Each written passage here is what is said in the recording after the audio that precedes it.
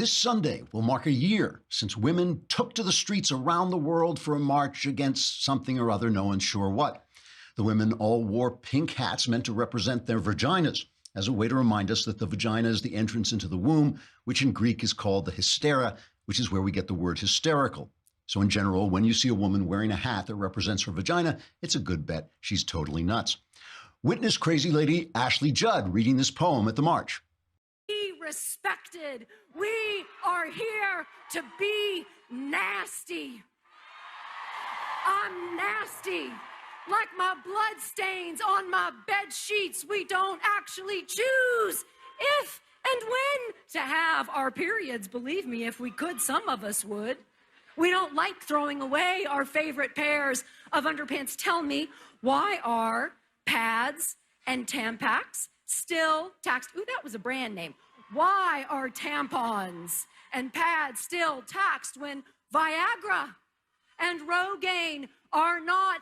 Is your really more than protecting the sacred, messy part of my womanhood?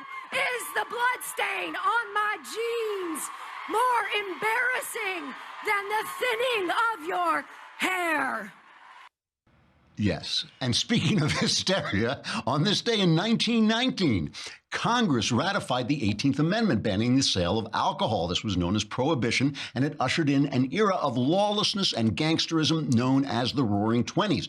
That was also the result of another women's movement, the temperance movement, which was led by this woman, Carrie Nation, who used to go into saloons and bust them up with an axe. So she didn't need a pink hat to remind us she was hysterical. She just was. Before that, right around this time of year in 1692, a group of girls in Massachusetts began spreading the false accusations that led to the Salem witch trials, which in turn led to the wrongful deaths of some 25 people, two of them children, who died in prison.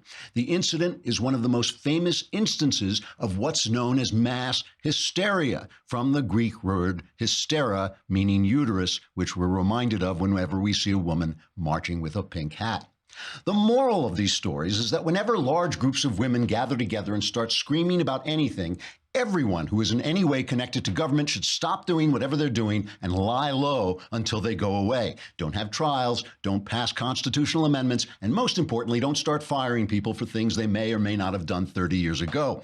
Unfortunately, it's a little hard to get government to take this advice because a lot of people in government are men, and whenever men get anywhere near someone with a vagina, they tend to behave like this.